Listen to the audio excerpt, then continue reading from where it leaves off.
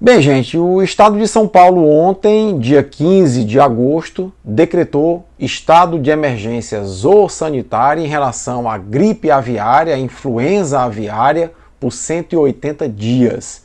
É bom lembrar que o Ministério da Agricultura e Pecuária já havia feito esse decreto em maio deste ano e solicitou a todos os estados que também aderissem a esse decreto.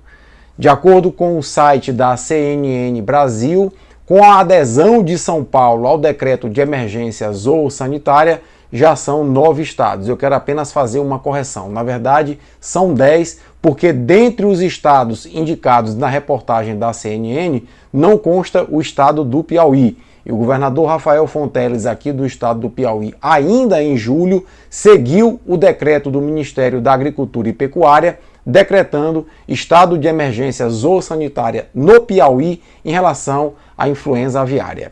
Mas o que significa esse estado de emergência zoossanitária? Significa um estado de alerta, um estado de atenção, que quando a influenza aviária for detectada no estado, rapidamente os órgãos de controle zoossanitário são acionados para mitigar o espalhamento do vírus. Eu gostaria só de lembrar a vocês que o H5N1, que é o vírus que provoca a influenza aviária, circula principalmente entre aves migratórias, aves silvestres que fazem a sua rota migratória passando aqui pelo Brasil. É o contato entre as aves que faz o vírus passar de ave para ave. O contato dessas aves silvestres também com aves que são criadas para o consumo humano faz com que ocorra a passagem do vírus, a transmissão do vírus das aves silvestres para as aves que estão sendo criadas.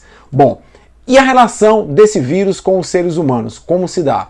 Até hoje a ciência não identificou a capacidade desse vírus passar de um ser humano para outro ser humano. Os seres humanos que já contraíram esse vírus contraíram a partir do contato com aves contaminadas, principalmente pessoas que trabalham em granjas que foram contaminadas com o vírus H5N1.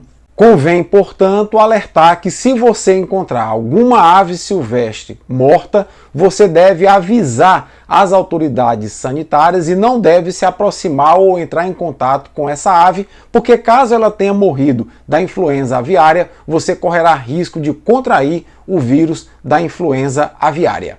Bom, e por que todo esse cuidado? Esse cuidado se deve ao fato de que a influenza aviária, quando contraída por seres humanos, tem uma alta taxa de letalidade. E aí, gente, todo cuidado é pouco e adotar os preceitos científicos se faz muito necessário. Felizmente, nós estamos sendo governados atualmente por um governo que acredita na ciência e ainda em maio desse ano foi decretado um estado de emergência zoossanitária em todo o país, ou seja, nós não estamos negando a importância dessa doença. E decretar o estado de emergência zoossanitária significa basicamente o quê? Acionar os órgãos de controle zoossanitário na medida em que os casos forem sendo identificados para se isolar as áreas, se isolar possivelmente granjas que estejam contaminadas e assim evitar o alastramento do vírus no Brasil.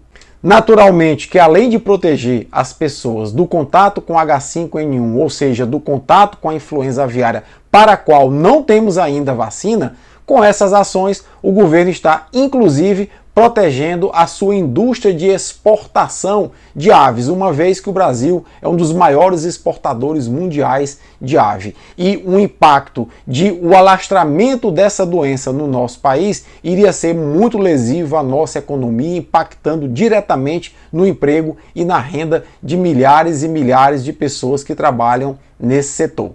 Além disso, o governo brasileiro dá um exemplo muito importante para o mundo, porque a gente sabe que quanto mais o vírus circula, mais ele se reproduz, mais ele sofre mutações e maior a probabilidade de que algumas dessas mutações possam tornar o vírus mais adaptado, ou seja, o vírus da influenza aviária, se circular demasiadamente de forma descontrolada, pode se adaptar a passar de seres humanos para seres humanos, que, como eu disse no início desse vídeo, ele não tem ainda essa capacidade, e isso seria realmente muito preocupante para todos nós. Vamos continuar acreditando na ciência. Uma boa noite a todos vocês e até a próxima.